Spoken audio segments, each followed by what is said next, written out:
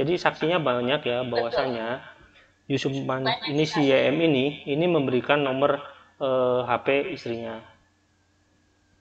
Nah, keduanya nomor rekening Yusuf Mansur itu atas nama Yusuf Mansur itu emang diberikan oleh Yusuf Mansur itu sendiri.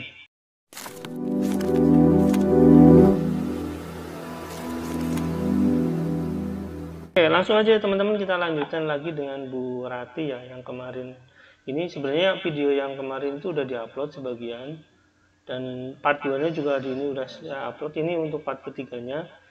Jadi saya mau menjelaskan bahwasanya konsep tabayun itu ya emang bagus, cuma nggak harus semuanya pakai tabayun, karena kalau misalkan kasus-kasus tertentu itu emang ada mediasi di pengadilan. Nah, kalau misalkan ternyata di pengadilan si pihaknya nggak mau dimediasi, ya itu hak masing-masing pihak gitu. Karena emang yang satu emang merasa tidak bersalah, kalau misalkan kalaupun di media merasa ya saya salah, anggap saya salah, itu kan bahasa apa ya, absurd banget gitu Bu. Tapi kenyataannya kan begitu masuk ke apa namanya, kemarin waktu di acara-acara kayak gitu juga katanya diajak komunikasi gampang, ternyata kan enggak juga. Waktu di pengadilan pun nggak datang, padahal kalau misalkan kesempatan tabayun ya harusnya tabayun dengan para korban ya Bu ya. Lepas dari itu ya kita mau ngebahas satu-satu detail apa saja sih sebenarnya yang berhubungan dengan si YM ini gitu. Karena menurut informasi dari teman-teman ini banyak kasusnya. Dan betul, saya justru menganggap ini bisa menjadi hal apa ya, semacam kasus termasuk besar di Indonesia gitu, kalau misalkan tidak dikelirkan oleh si Yusuf Mansur ini dengan baik ya, atau mungkin emang sengaja tidak dikelirkan. Karena Yusuf Mansur kan selalu menuduh dong, wah mereka kan pingin rame.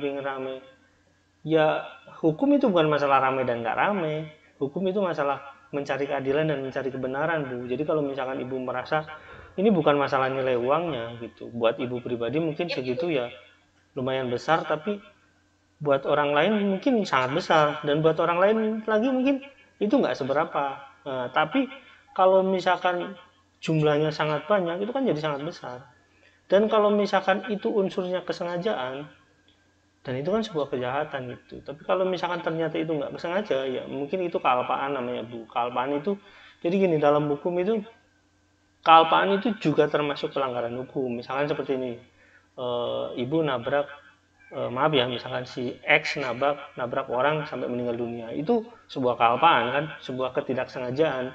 Tapi sebuah ketidaksengajaan yang menimbulkan akibat hukum, dan itu emang harus dituntut secara hukum, karena menjadikan akibat hukum itu sampai orang lain meninggal. Dan ini pun sama, kalau misalkan perusahaan Yusuf Mansur ini nggak sengaja melakukan kesalahan dan kayak misalkan ibu tabung tanahnya ternyata nggak ada laporan kayak gitu, tapi karena ketidakmampuan mereka, ketidaksengajaan mereka nggak bisa melaporkan, itu tetap menimbulkan akibat hukum.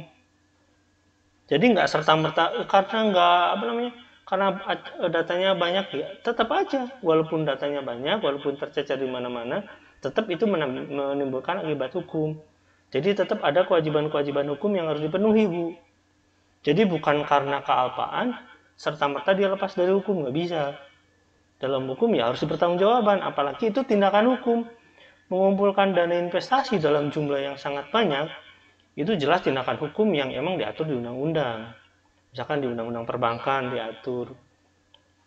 Makanya dia membuat koperasi, misalkan si orang-orang ini membuat koperasi karena untuk mengumpulkan hukum, karena PT-nya di Veteran sendiri PT-nya bukan perbankan itu. Makanya bikin koperasi. Tapi nanti saya runtut ke sana, Bu. Kenapa ini akibat hukumnya sangat panjang, dan itu akibat hukumnya menimbulkan efek yang menurut saya menjadi pelajaran buat orang Indonesia semua. Dan mungkin ini kasusnya termasuk mungkin paling besar di Indonesia menurut saya, pendapat saya seperti itu. Tapi karena kembali lagi nanti keputusan di pengadilan, dan kita cuma ya menelaah. Kita jadi gini, kalau misalkan cuma orang yang boleh berpendapat, misalnya gini, cuma YM yang boleh berasumsi dan cuma YM yang boleh apa ibaratnya ya kayak memberikan klarifikasi, ya buat apa ada ruang publik gitu. Udah aja ruang publiknya milik mereka gitu, bukan milik kita. Tapi karena kan ini YouTube ini kan atau misalkan media sosial ini kan ruang publik baru yang bukan baru sebenarnya udah lama, cuma ya ruang publik yang dianggap baru oleh masyarakat dan itu milik publik. Jadi siapapun boleh di sana asal bisa dipertanggungjawabkan gitu, Bu. Jadi misalkan Ibu memberikan sekarang kayak video ke saya untuk diupload di YouTube, atau misalkan nanti diupload sama orang lain, ternyata diupload di Facebook kayak gitu, ya itu hak masing-masing pribadi karena itu ruang publik gitu. Nggak bisa orang menerjemahkan bahwa ruang publik itu milik segelintir orang, nggak bisa. Kalau misalkan kayak gitu ya udah nggak usah ada Facebook, nggak usah YouTube gitu, tutup aja sama negara gitu. Jadi mereka kan selalu menunjukkan kenapa nggak tabayun, kenapa nggak apa namanya ya klarifikasi kayak gitu. Ya kalau sifatnya umum, sifatnya publik dan kita punya data, ya itu nggak perlu tabayun juga nggak masalah, itu hak kita juga gitu. Jadi nggak usah khawatir bahwa nanti di situ ini ya kalau misalnya Yusuf Mansur mau tabayun, ya harusnya Yusuf Mansur itu yang punya data, yang manggil orang-orang ini gitu. Oke, saya udah pernah bilang ke Bu Irwa bahwasanya kalau Yusuf Mansur niat, Yusuf Mansur buktinya Yusuf Mansur mentransfer orang yang udah disebutkan di Pak Darso itu, ternyata datanya kan ada. Kalau misalkan Yusuf Mansur niat, ya tinggal dipanggilin satu-satu orangnya gitu. Dia kan punya Instagram ya Bu ya, punya Instagram, dia tinggal diumumin di Instagram bahwa nama ini saya ajak Zoom untuk tabayun gitu, kan selesai sebenarnya. Kalau misalkan itu yang tercatat yang diinvestasi ya Bu ya, yang ikut investasi itu harusnya tercatat, harusnya. Kalau yang ikut VSI sama PyTrend itu tercatatnya pasti di database tertentu gitu, mungkin di PT VSI-nya. Nah kalau yang ini mungkin di di koperasinya atau saya nggak tahu di mana pengumpulan dananya. Yang jelas ya harusnya Yusuf Mansur yang minta tabayun, bukan warga gitu, karena mereka yang punya data. Kalau kita kan ngubungin aja di DM aja kan kadang-kadang nggak balas ya Bu. Jadi tapi ya kembali lagi bahwasanya ruang publik itu ya ruang publik, bukan milik pribadi gitu.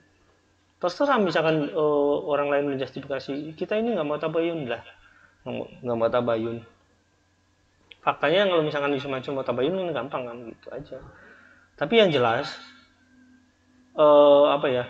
kasus dalam hal ini, kalaupun itu sifatnya kealpaan, hal yang paling rendah sifatnya kealpaan ya Bu ya, itu tetap menimbulkan akibat hukum. Jadi nggak bisa serta-merta akibat hukum itu melalaikan kewajiban menghilangkan kewajiban si pelaksana usaha itu gitu. Misalkan kayak dalam hal ini mungkin kayak ya sebagai pelaksana usaha, begitu tabayun terus hilanglah akibat hukumnya. Nggak bisa kayak gitu.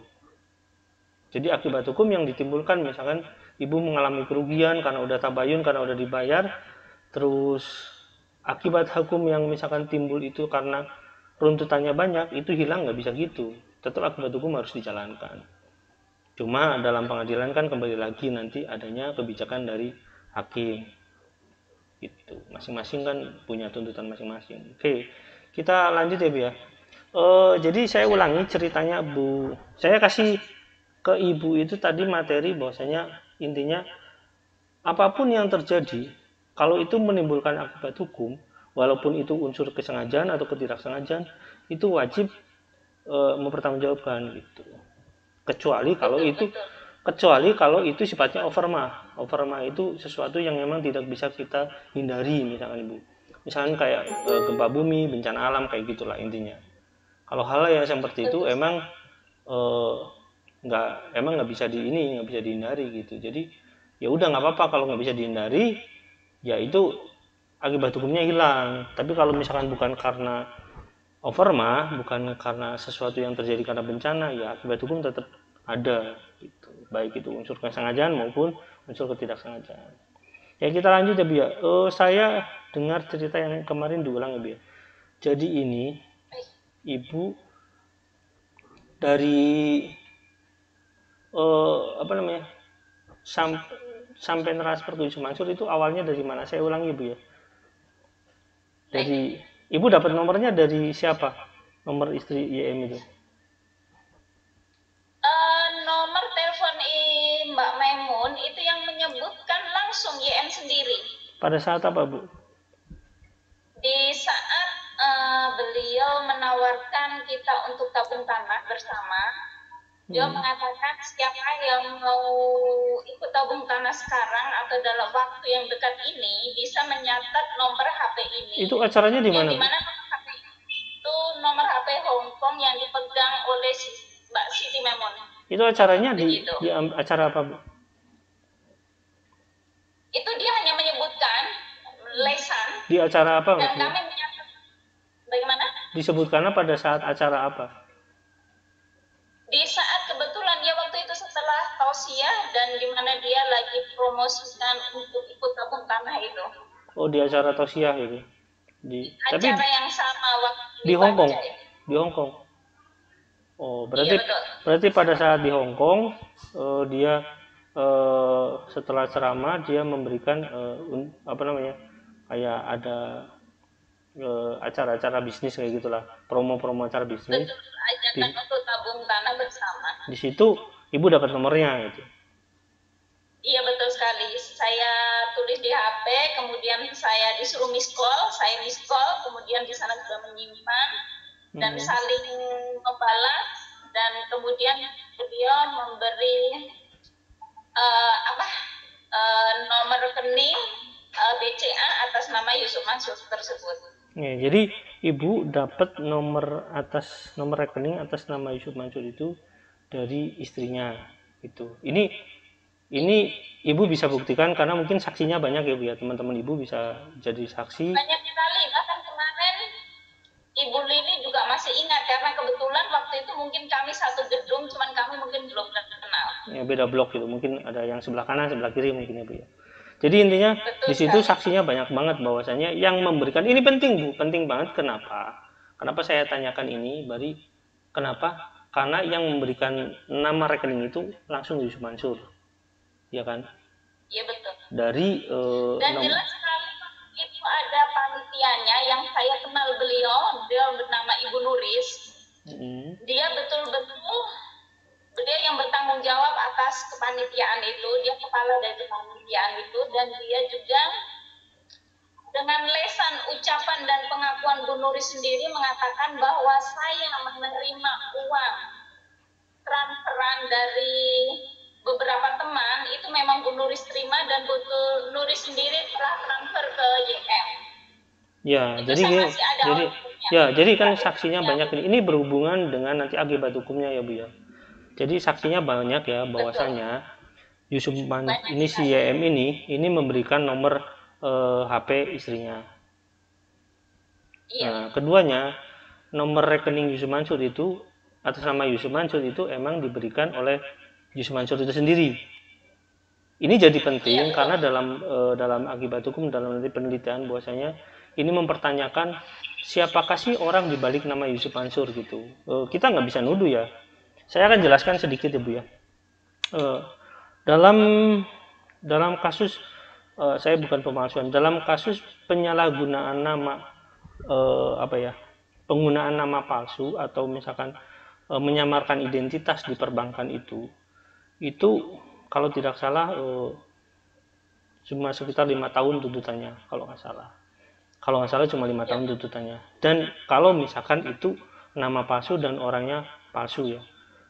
Dalam kategori misalkan gini Bu, kalau misalkan ternyata Yusuf Mansur itu namanya Jam'an, itu kalau di kepolisian namanya Jam'an ya udah jelas ya. Kalau misalkan Yusuf Mansur ini namanya Jam'an, tapi punya nomor rekening sendiri atas nama Yusuf Mansur, nah itu kasusnya beda lagi nanti Bu. Itu kasusnya nanti mungkin di perbankan pemalsuan identitas gitu. Tapi kita nggak tahu ya, karena ini kita masih dalam rangka penelitian atau misalkan kita masih nebak apakah ini benar atau tidak.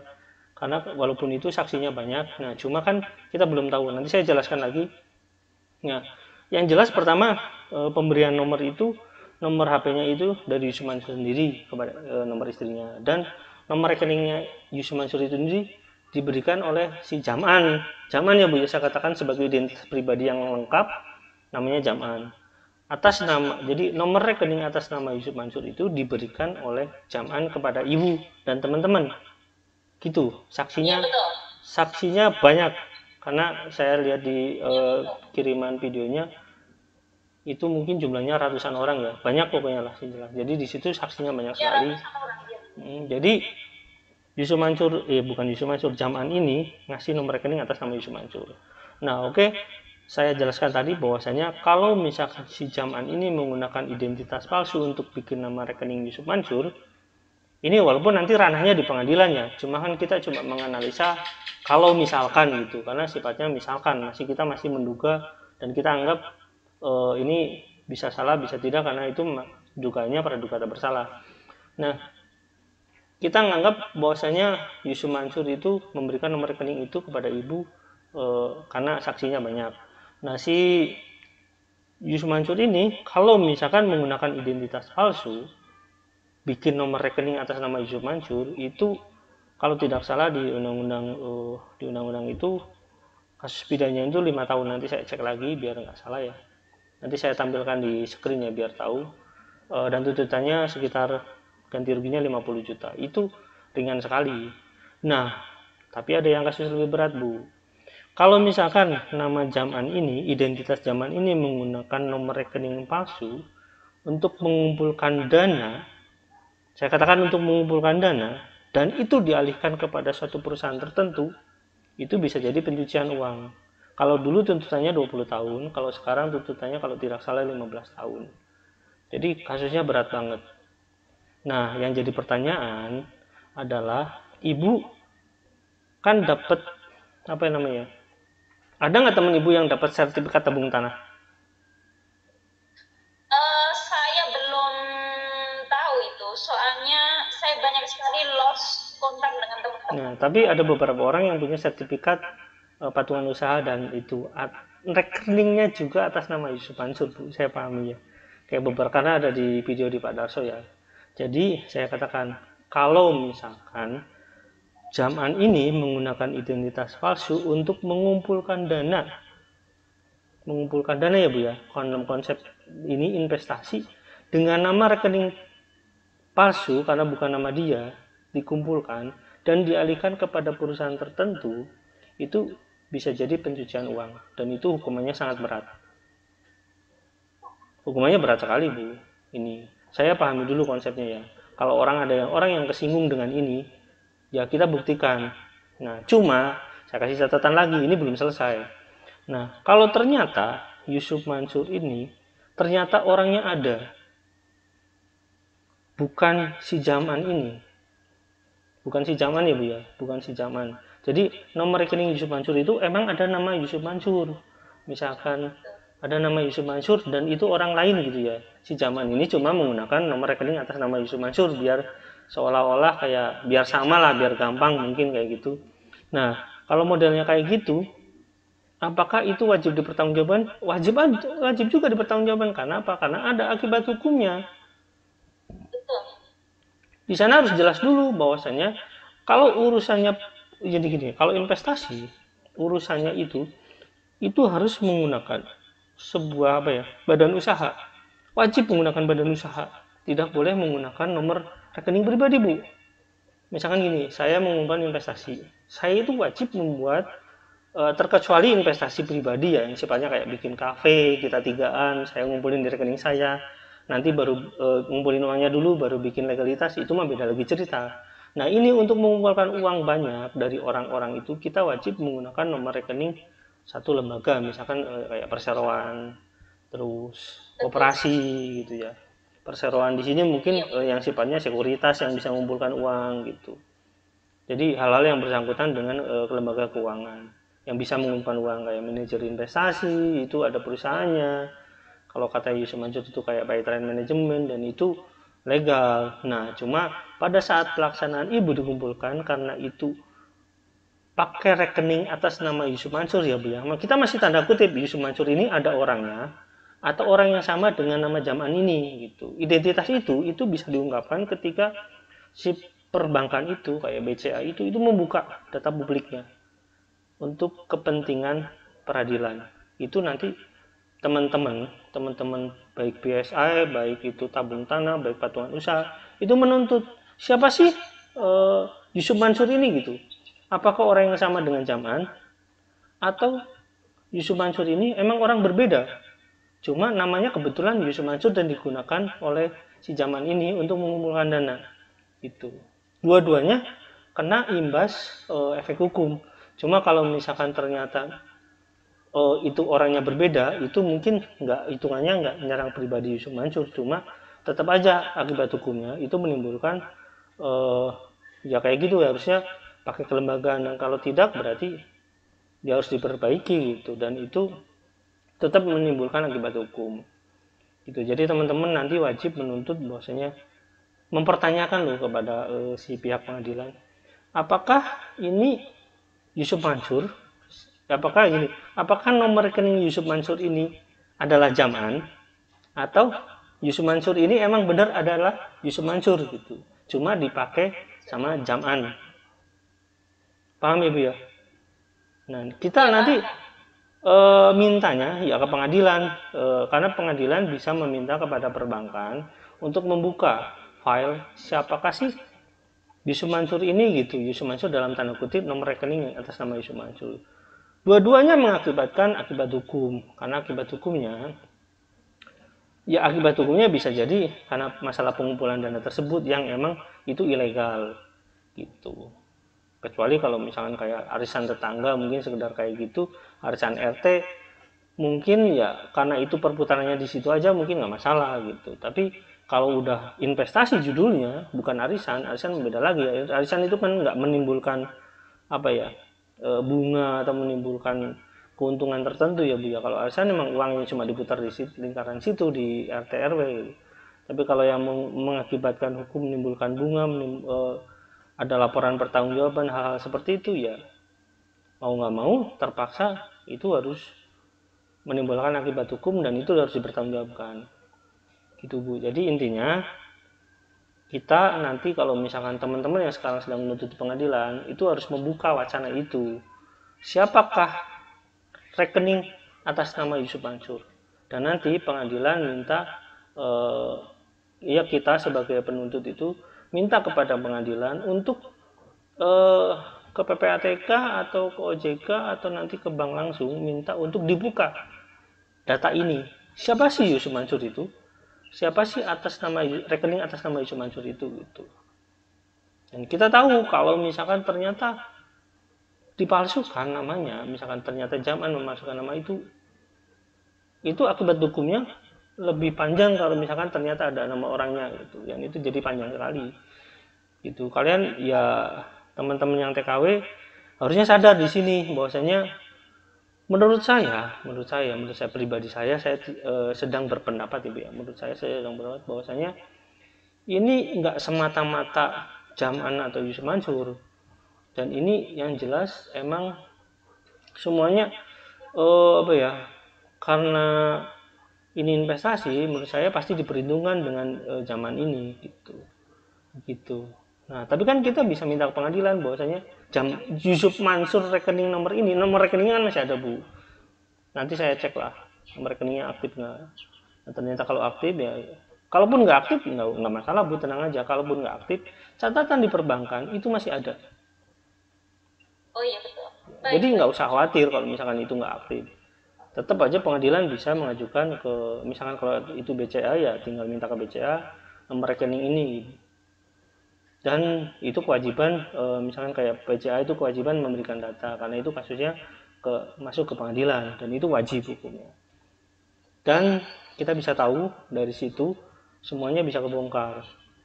Apakah ini unsur kesengajaan atau unsur kelalaian gitu.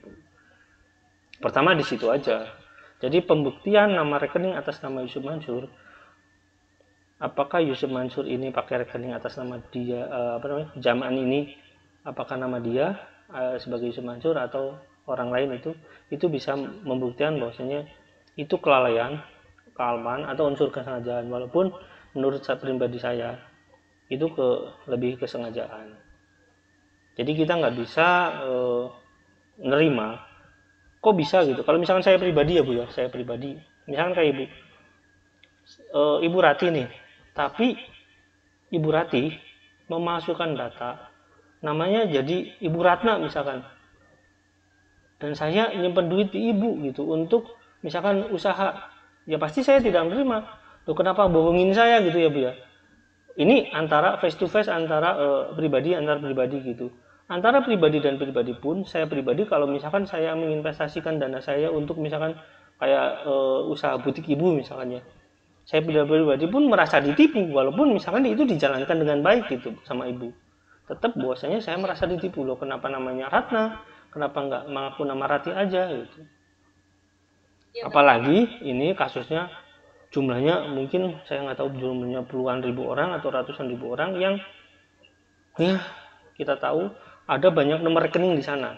Ada nomor rekening koperasi, ada nomor rekening Yusuf Mansur, ada nomor rekening CV katanya yang Moyapidi, ada nomor rekening dari PT itu sendiri. Dan kita tahu berapa brosur nomor rekeningnya banyak sekali, dan itu menunjukkan bahwasanya itu tidak profesional. Bisa dipahami ya Bu ya? Jadi ini buat masukan teman-teman. Jadi buat teman-teman ibu yang dikejar itu saat ini, yang dikejar itu untuk pertama mungkin satu kasus per kasus yang dikejar. Tapi yang harus dikejar utamanya juga ini larinya ke sana juga, larinya kepada siapakah rekening atas nama Yusuf Mansur. Itu menjadi penting. Karena saksinya banyak. Pertama, saksinya yang ngasih nomor rekening itu banyak. Ya Bu ya. Keduanya, Yusuf Mansur juga mengembalikan uang yang dikirim atas nama Yusuf Mansur. Itu ada faktanya, teman-teman yang dikembalikan itu emang ada yang pernah transfer ke atas nama Yusuf Mansur katanya, dan itu dikembalikan. Berarti kan ada hubungannya jelas dengan Yusuf Mansur atas nomor rekening ini dengan si Jam'an, jelas ada hubungannya. Yang pertama banyak saksinya, yang jelas keduanya ada hubungannya karena dikembalikan. Yang ketiganya memang ini harus dibuktikan di pengadilan gitu. Jadi buat teman-teman nanti sampaikan pesan ke teman-teman yang sedang berjuang di pengadilan. Nanti salah satu yang dikejar adalah mempertanyakan rekening atas nama Yusuf Mansur. Itu. Jadi sekarang yang kan ada patungan usaha sama patungan aset ya Bu ya, yang maju sekarang. Nah, itu masih banyak teman-temannya ini yang mau maju. Nah, cuma teman-teman ini saat yang di pengadilan nanti kejarlah nama rekening atas nama Yusuf Mansur. Itu jadi penting karena itu akan minimal membuka tabir setengahnya dibuka tabir itu. Unsur kesengajaankah, unsur kealpaankah, atau emang ya kalau unsur kesengajaan kan emang tersistem gitu, terencana dari VSI, dari Moyapidi, dari lari ke, saya kan udah jelaskan kemarin ya Bu ya, dari PSI lari ke Pytrain, dari Pytrain ke Traninet, dan semuanya tersistem itu karena saling terkoneksi, dan PT-nya masih sama. Jadi wajar saja kalau misalkan kita mempertanyakan hal itu, kenapa pertanggungjawaban yang atas nama ini dilepas begitu saja. Dan itu nanti saya katakan bahwasanya untuk teman-teman PSI dan Pytrain, kalau misalkan merasa bahwasanya si PSI yang saya lihat kan menggunakan skema Ponzi yang ada di YouTube itu sama di Pytrain yang ada di YouTube itu menggunakan skema Ponzi. Dan skema Ponzi karena itu dilarang dalam hukum Indonesia, dan itu teman-teman PSI yang jumlahnya saya nggak tahu ada berapa, ratusan ribu mungkin atau jutaan, atau dengan Pytrain itu jumlahnya bisa jutaan, dan itu teman-teman itu bisa menuntut pengembalian dana yang telah dimasukkan ke PSI atau Pytrain itu sendiri. Kenapa? Karena Pytrain itu dari awal sudah melakukan kesalahan pelaksanaan kegiatan usaha yang tidak sesuai dengan Kementerian Perdagangan. Jadi bisa ramai-ramai meminta balik uang. Bahwasanya mereka karena mereka nggak tahu, jadi mereka karena merasa ditipu, karena ketidaktahuan mereka merasa ditipu, dan perusahaan itu wajib mengembalikan. Berapapun modal yang ditanam harus dikembalikan, harusnya seperti itu. Nanti tuntutannya ya di pengadilan itu. Dan kalau misalkan tidak, ya tuntutan hukumnya berjalan. Karena apa? Karena melanggar undang-undang Kementerian Perdagangan, dan itu nanti perusahaan ya nanti ada Bu, berapa miliar kalau nggak salah 1,5 miliar penggantian dananya, terus ada banyak lah kasus untuk apa ya, penyalahgunaan apa ya, ilegal apa namanya, penyalahgunaan izin perdagangan yang dikeluarkan oleh Kementerian Perdagangan, itu ada tuntutan hukumnya begitu.